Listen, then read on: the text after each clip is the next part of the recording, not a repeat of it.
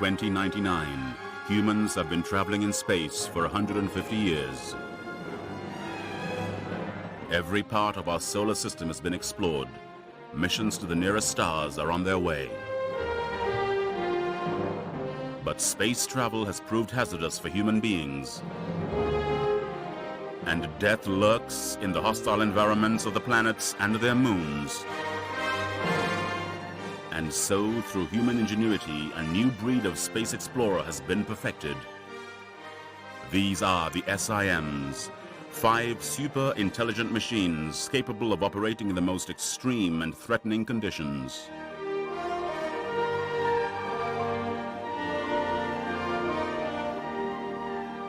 Earthlink, the mighty spaceship which carries them across the void. On board is Lander, the transfer vehicle and sanctuary while on a mission. Inside are Legs, who tackles the most dangerous terrain. Wheels, the roving scientific detective. And Hover, the rescuer and scout. This team of trailblazers acts as agents for the human race, adventuring far into the solar system and beyond. Their destination, space.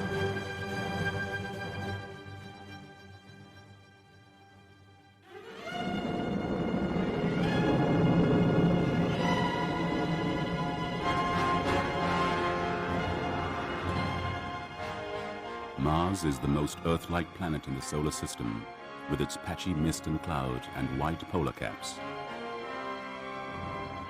But it was the larger of Mars's 2 moons, Phobos, that was to be the first target of the SIM's 2068 mission. Here on this tiny world, they would construct a new base for further space exploration.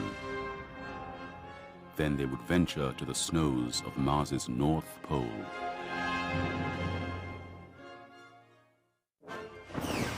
Our work begins on Phobos. Building a base there will open up the solar system from Mars to Pluto. But Mars is a greater challenge. So many geological mysteries to investigate. Oh, and don't forget, the search for fossils goes on. And all on a world with an atmosphere, clouds, and strong winds. Almost like home. On this mission, we are to focus on the North Pole, the past climate, and how much ice is currently trapped underground. Final countdown. Phobos Gateway Controller, confirm we are go. Radar tracking stations, go. Rolling out now. Checking cargo shuttle status. Everything you need is on its way to Phobos in a cargo shuttle launched last week. Cargo shuttle is all systems go. It's 1,000,000 miles ahead of us on its journey to Phobos. Brakes off, powering up. Full throttle main engine. V1, V2, rotate. Nearly 100 humans have already made trips like the one we're just starting. Altitude 8 miles, climbing at 7,000 feet per second.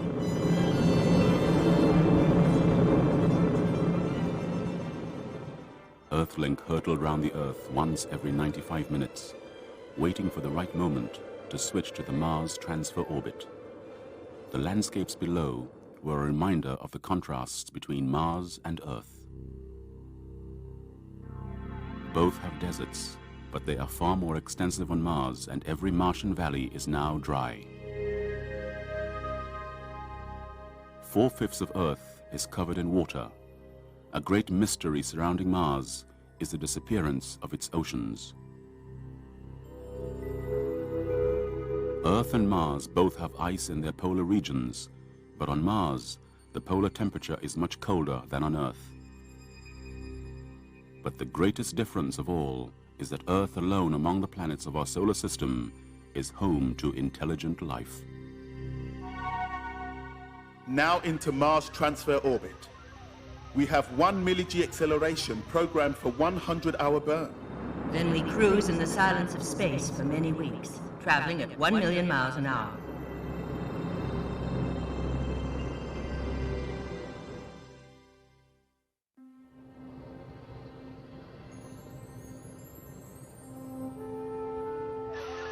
Mars, dead ahead. How much longer to go? 20 days to deceleration mode hover, then 5 more days before landing on Phobos.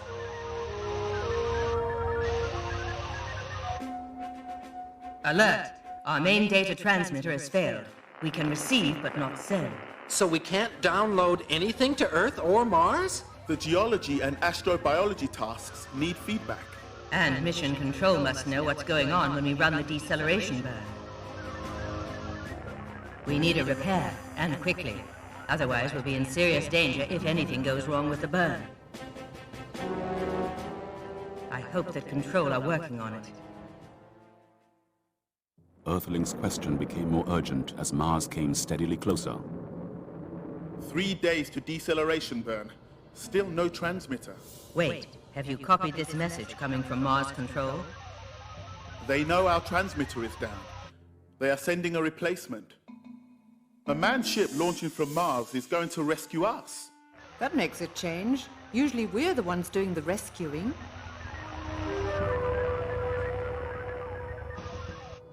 Hover will have to pick up the spare for us.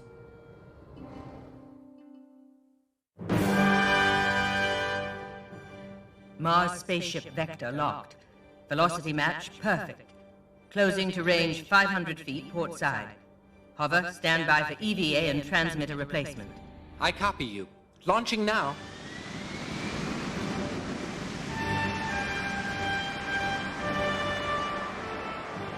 How long have I got before that deceleration burn? You have less than an hour. No time to mess around then. How do I pick it up? There's a magnetic tag, so it should just stick to you. Sounds easy enough. It will be good to be back in full contact with Control. Progress report, please, Hover. Locked on now and starting back.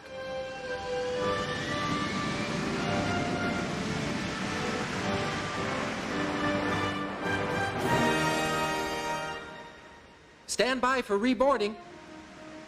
Something's demagnetized the tag. The replacement has drifted off. Go after it, Hover. I copy you. Scanning now.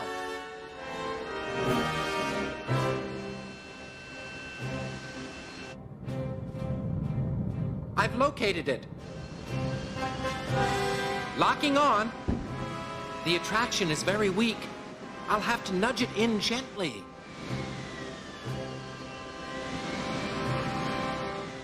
Well done, Hover. Mars Control hasn't confirmed that the new transmitter is working. But we have to turn now. Standard 1 milli-G deceleration routine.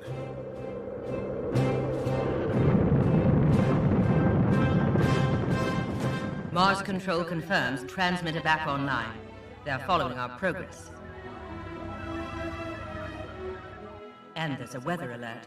Just look at that storm near Mars's North Pole. I don't fancy trying to drive through that. Maybe it will have blown itself out by the time we finished on Phobos. In the second half of the 21st century, space explorers started to use Phobos as a natural space station for missions to the outer solar system and to Mars itself. The SIMs were about to assist with the construction of a permanent Phobos Base 1. Deceleration completed. Closing in on Phobos. Range 5,000 yards. Lander, stand by for launch. I copy you. Launching now.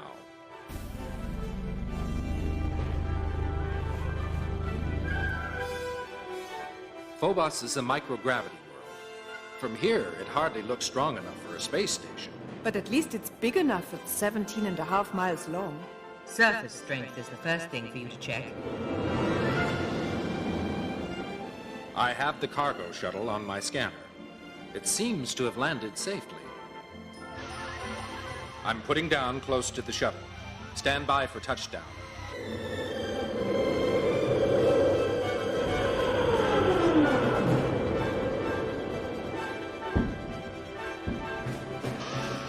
Surface strength satisfactory. Welcome to Phobos Base 1, or rather, what will be the base when you've built it.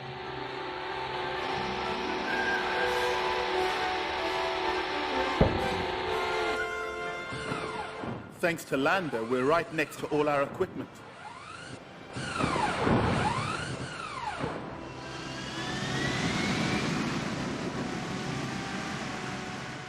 Gravity is almost non-existent here. That's why we should anchor down and why Phobos is ideal as a space station. But only if the surface has the right composition. What do you make of it, Wheels? I'm starting assessment now.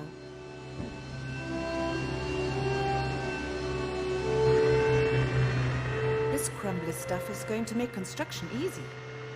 The mineral composition is just right for making materials like concrete, except there's no water in these surface rocks. Scientists believe Phobos could be an old asteroid captured by Mars. If that theory is correct, there could still be gases and liquids frozen inside. That would be extremely important. Legs, cut a good deep hole, and let's see if there's frozen water below the surface. I copy you. Ah, this looks encouraging.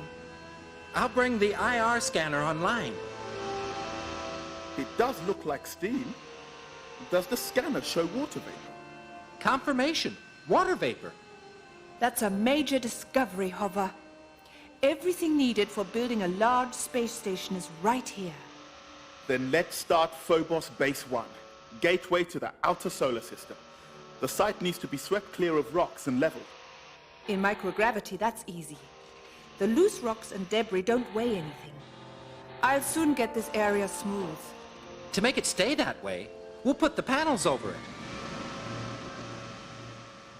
I'll fix them with a couple of laser shots, like this, and this.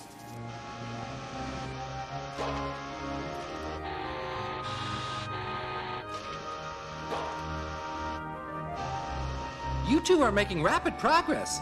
I'll get the rest of the panels for you.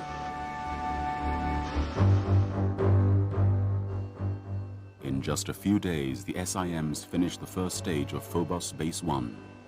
Circling Mars at a mean distance of around 5,000 miles, it would provide an ideal low-gravity platform for rocket launches, both to the Martian surface and to Jupiter, Saturn, and beyond. This Base 1 will be an orbital control station for Mars colonization. Here's the finishing touch, the communication link. Securing now. Stand by to test. I'm running the test routine. See if we can pick up the Syrtis Major base on Mars. Success. Here's the test transmission. We can sign off here and set out for the North Pole of Mars. Returning to you, Earthlink, to begin the second part of this mission, the Mars landing.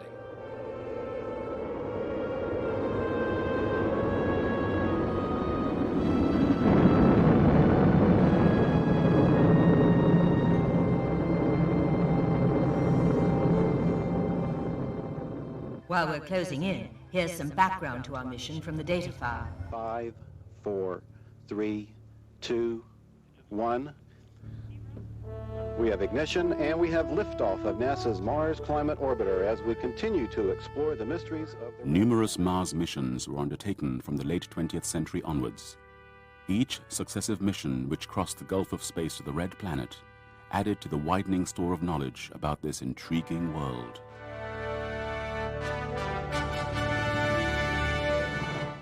A variety of probes plunged down to the surface. Some were equipped to search for water. Though liquid water cannot exist on Mars's surface today because the pressure of the atmosphere is too low, frozen water could still be trapped in underground rocks, especially near the poles.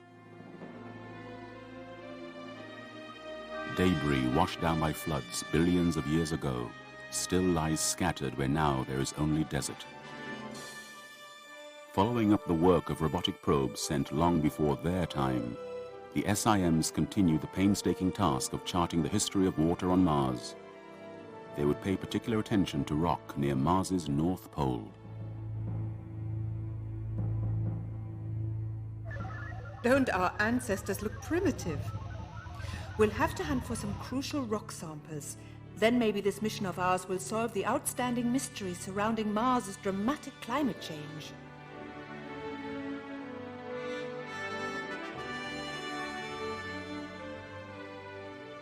Launching for the Mars mission.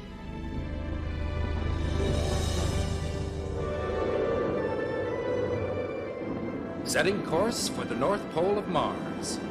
Our data file shows this is going to be quite a challenge. The North Polar Cap is nearly 2 miles thick. It changes dramatically with the seasons. 400 miles across in summer and up to 750 miles in winter, about 1.5 times the size of Texas.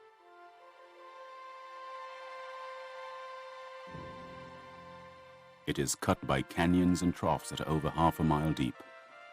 None of the ice caps or glaciers on Earth have these immense gorges. On Mars, they have been sculpted by ferocious winds.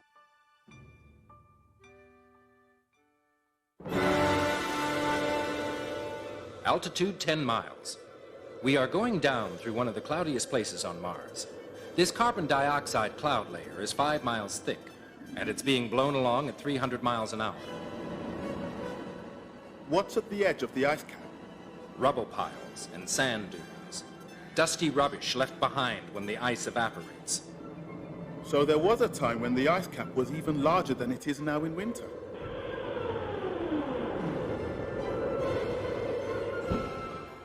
Welcome to the snows of Mars.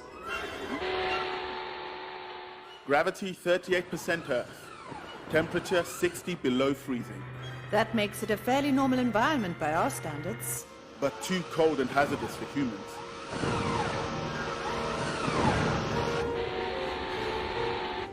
I'm going to search for places where old ice may be exposed.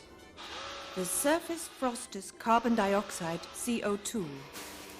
I can evaporate it easily with the mega lasers. Underneath, the ice cap is mainly frozen water.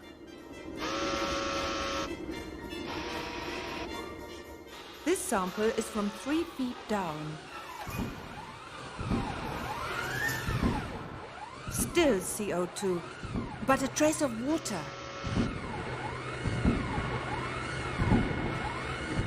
Let's try again. Over here. We'll go for a depth of 10 feet.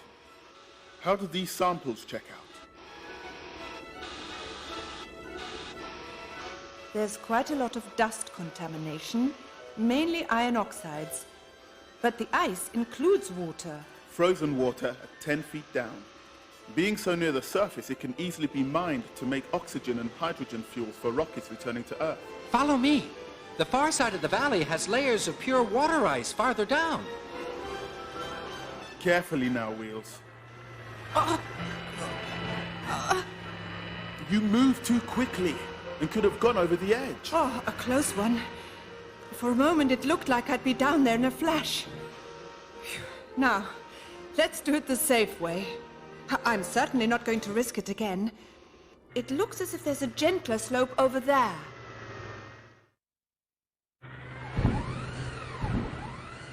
Oh, that was tedious. A whole day to get down to the floor of the valley. At least we're both in one piece.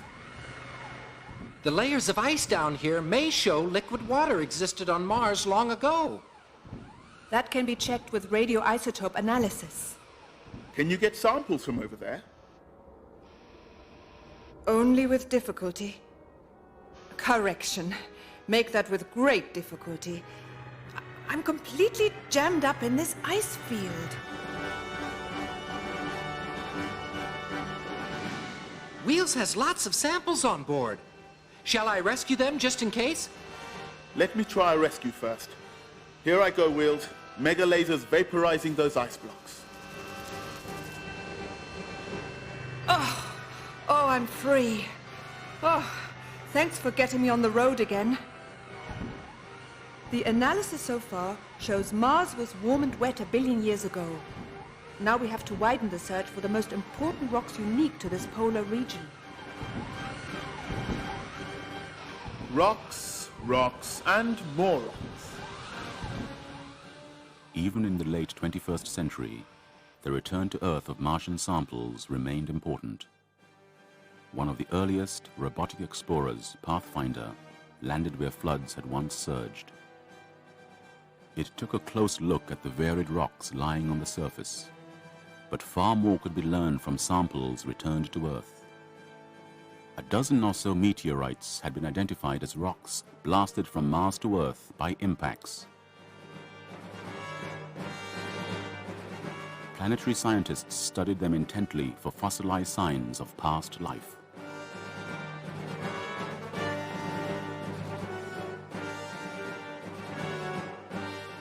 Fossils are found in special kinds of rock. These here could be what we're looking for.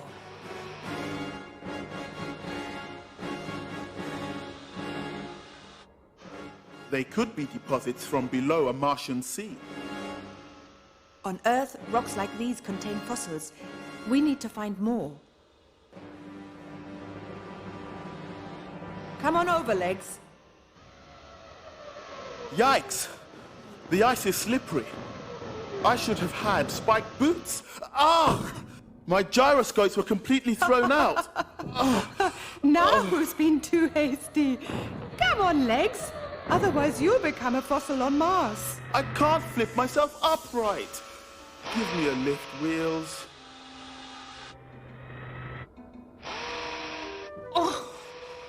Oh, even on Mars you're a weight. I can't move you alone. Maybe Hover can help. Yes, but I'm miles away. Legs should lie back and relax. Once I've completed this job, I'll come to the rescue. Mission Control wants to know if the ice is truly stable, so I've a test charge to drop. This canyon looks like a suitable place. There it goes. I want to be an upright member of the team again. Don't take too long. Wait, something's happening. The ultrasound is picking up a deep rumble. Oh no! The walls have started to move! This terrain is more unstable than anyone imagined. I'm on my way out. That charge was too powerful. Fly for your life, and mine too. Just made it. Legs, I am on the way. Now let's see what I can do. Wheels, attach the grapple to Legs.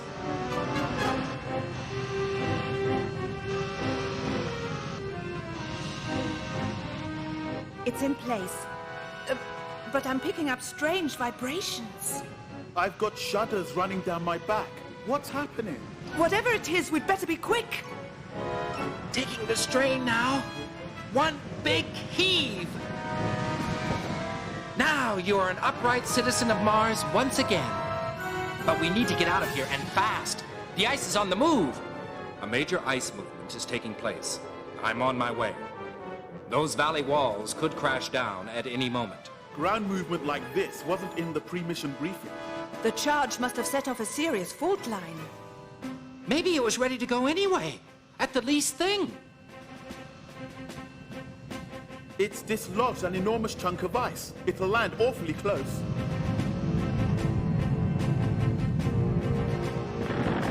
Can Lander get here to rescue us before the valley walls close in? You could just fly away and save yourself. No way! I'm a team player. I'm sticking with you guys. Here's Lander. Great. But landing's going to be dangerous with these huge icebergs crashing down. It's difficult to find a level spot. I'll try again. Whew. Those were close. This is a tight fit, but I've made it. Time to be going. Come on, you two. My view from above showed that the ice is on the move all over this region. We need to get clear immediately. No more tumbles, Legs. You don't need to remind me. That was too close for comfort. Securing now. Stand by for a bumpy ride. We're up and away in the nick of time.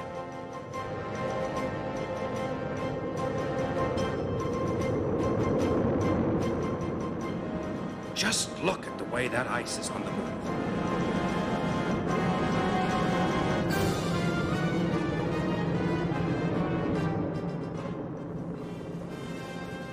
Welcome back.